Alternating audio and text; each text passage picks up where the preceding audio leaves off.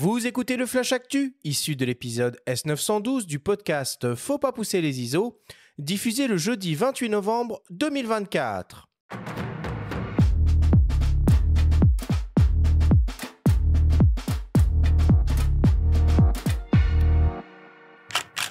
Cette semaine, dans le Flash Actu, Sigma lance 4 nouvelles optiques en monture Canon RF. Tamron lance son premier zoom en monture Canon RF et DJI miniaturise son système de micro sans fil. Le Flash Actu vous est présenté par Fox.fr, le site des spécialistes de l'image. Sigma continue sa roadmap et déploie 4 nouvelles optiques en monture Canon RF. Après le 18-50 mm f2.8, c'est au tour d'une série de focales fixes d'être déclinées. Sont concernés un grand angle avec le 16 mm f1.4 des focales standards, avec les 23 f1.4 et 30 f1.4 et un petit télé avec le 56 mm, lui aussi proposé en ouverture 1.4. Ces objectifs sont capables de couvrir le format de capteur APS-C et non le 24-36 mm. Ils se prédestinent donc principalement au boîtier hybride EOS R APS-C de Canon.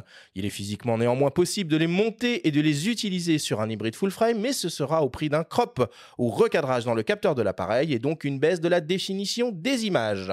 Le 16 mm équivaut donc à un 25,6 mm, le 23 à un 36,7 mm, le 30 à un 48 mm et le 56 à un 89,6 mm. Tous ces objectifs sont ultra lumineux et offrent une ouverture maximale de f1.4 associée à un diaphragme circulaire à 9 lamelles. Niveau autofocus, un algorithme de contrôle comprenant l'optimisation de l'AF et de la vitesse de communication a été développé spécifiquement pour ces objectifs. En plus de garantir un autofocus de haute vitesse, ils prennent également en charge la mise au point continue cerveau AF et la correction des aberrations de l'appareil photo. Ces nouveaux objectifs seront disponibles en 2 vagues distinctes, la première à partir du 5 décembre, pour les 30 mm et 56 mm DCDN en gamme Contemporary, proposés respectivement au prix de 369 et 469 €. La seconde court en janvier 2025 pour les 16 mm et 23 mm, également en gamme Contemporary, proposés respectivement au prix de 439 et 549 €. Décidément, les calendriers s'alignent pour les utilisateurs d'hybrides Canon APS-C puisque Tamron annonce également l'arrivée de son premier zoom en monture Canon RF. Il s'agit d'un zoom grand angle à ouverture constante, un 11-20 mm f2.8, équivalent donc à un 17,6-32 mm qui s'adresse naturellement et par exemple aux amateurs de paysage. On retrouve une formule optique composée de 12 lentilles réparties en 10 groupes avec 2 lentilles asphériques moulées, une lentille XLD et 2 lentilles LD ainsi que le traitement B-BB G2. L'objectif est équipé d'une motorisation autofocus RXD rapide, précise et silencieuse. La distance de mise au point minimale est de 15 cm en position grand angle pour les photos rapprochées en grossissement 0,25 fois. L'objectif est particulièrement compact et léger avec 8,4 cm de long et 340 grammes sur la balance. On retrouve aussi une connectique USB-C pour un fonctionnement avec Tamron Lens Utility. Le nouveau Tamron 11-20 mm f2.8 DI3A RXD en monture Canon RF est proposé au prix de 799 € et disponible dès le 12 décembre prochain. Pour finir, DJI lance une version mini de son système de micro sans fil DJI Mic. Le concept est toujours le même. Il s'agit d'un petit kit composé d'un boîtier récepteur 2 canaux à fixer par exemple sur la griffe porte-accessoire de son boîtier et un jeu de 2 micros ultra compacts et légers, 10 grammes seulement, à installer sur ses sujets par exemple pour l'exercice d'une interview. Ces modules sont proposés dans une petite boîte qui permet la recharge des différentes batteries. Sur le module récepteur, on retrouve une connectique USB-C pour le brancher directement à un ordinateur ou un smartphone. On retrouve également une molette de réglage du gain ainsi qu'une prise jack TRS pour le connecter à un boîtier de prise de vue via sa prise micro. Le nouveau DJI Mic Mini est proposé en kit au prix de 169 €.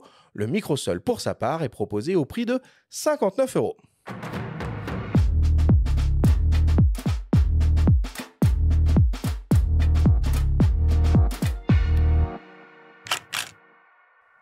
Voilà pour l'actualité cette semaine. Bon, ça y est, hein, ça arrive enfin, les objectifs en monture Canon RF proposés par nos constructeurs tiers préférés, à savoir Sigma et Tamron. Mais attention, je le reprécise bien, uniquement pour la PSC seulement.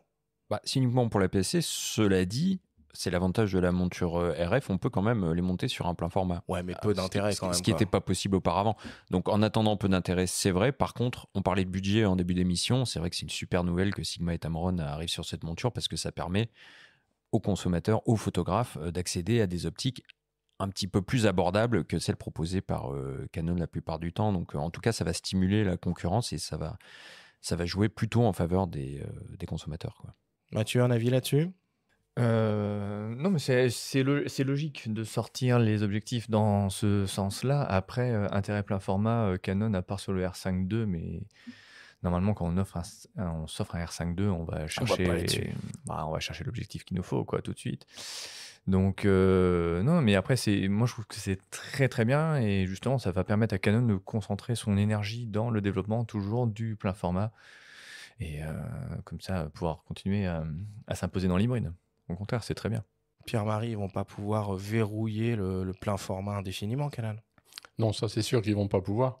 Par contre, ils lâchent l'APS-C parce que c'est un plus petit marché et pour l'instant. Puis qu'ils ont une gamme optique qui est pas hyper développée en fait. La gamme optique, non, c'est vrai.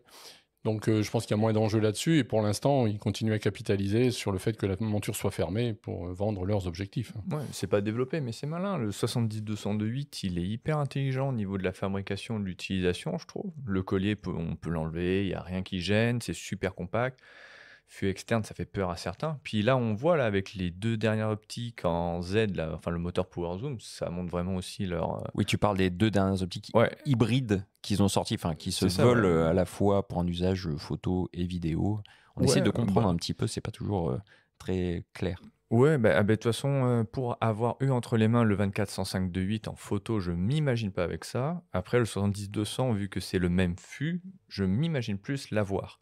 Et moi, j'ai des clients qui sont plus rassurés justement sur ce 70-200 parce qu'il est en fût interne, vraiment mieux protégé. Après, ça, c'est sûr, des utilisations plus professionnelles après. Et compatible avec les convertisseurs, ce qui n'était pas le cas de la première version, ce qui était un peu absurde. Très absurde, oui. Et disponible en noir. Oui. Ouais, c'est vrai. Ce qui est nouveau pour un télé quand même de série L. Puis de chez Canon. Parce que là, des téléobjectifs en noir, j'en connais pas beaucoup, surtout de cette puissance-là. Mais non, mais c'est bien. Mais après, le Canon, au moins, reste logique dans le développement des objectifs, dans la sortie. Et puis là, même là, il y a les dernières optiques en A4 qui ont une spécialisation vidéo. Donc ça montre aussi quand même là où veut se diriger Canon. Bon, allez, voilà pour le Flash Actu cette semaine.